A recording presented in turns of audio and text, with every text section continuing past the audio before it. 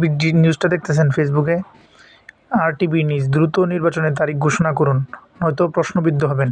এটা বিএনপির রুহুল কবির রিজভী যে আছে সে এই কথাটা বলছে ডক্টর ইউনূসকে। তো চলেন আজকে আমরা কমেন্টগুলো দেখি। এই কথার রুহুল কবির রিজভীর সাহেবের কথার প্রেক্ষিতে মানুষ, জনসাধারণ মানুষ যারা আছেন তারা কি এই প্রতিক্রিয়া করছে কমেন্টে চলুন দেখা যাক। দেখেন বিএনপিকে আচ্ছা আমরা এখান থেকে শুনি। নির্বাচনের তফসিল ঘোষণা করা হলো 2025 সালে। তারপরে এখানে দেখেন বাংলাদেশে এখন যেভাবে আছে অনেক সুন্দর আছে, দেখতেছেন। এমডি শরীফ ভাই প্রশ্ন করছে, আরেক ভাই বলছে মাহমুদুল হাসান ফারুকি, মুরব্বী মুরব্বী উহু হু হু। তারপরে দেখেন কালকেই নির্বাচন দেন, আরেক ভাই বলছে।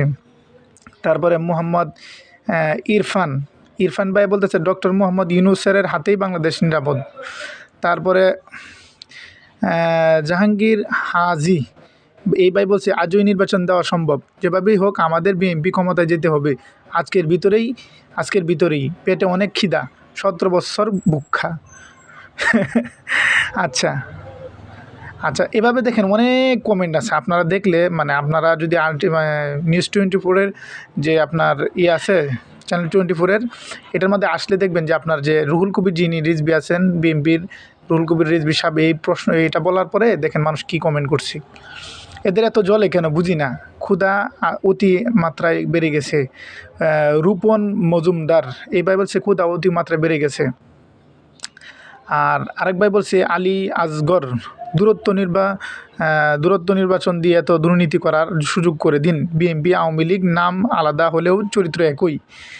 আচ্ছা এভাবে দেখেন আপনি এমডি মহিবুল্লাহ ক্ষুধা বেশি পেয়েছে।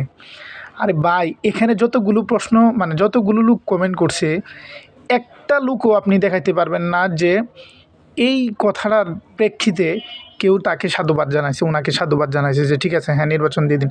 আমি দেখি না এখন পর্যন্ত, আপনারা হয়তো দেখতে পারেন, বাট কমেন্টগুলোতে আমার কাছে যতগুলো কমেন্ট আসছে আমি দেখতেছি এখানে প্রায় অনেক লোকই কমেন্ট করছে। অনেক লোকের কমেন্টে আমি দেখলাম যে আপনার প্রায় অনেক লোকের কমেন্টে আমি দেখতেছি যে আপনার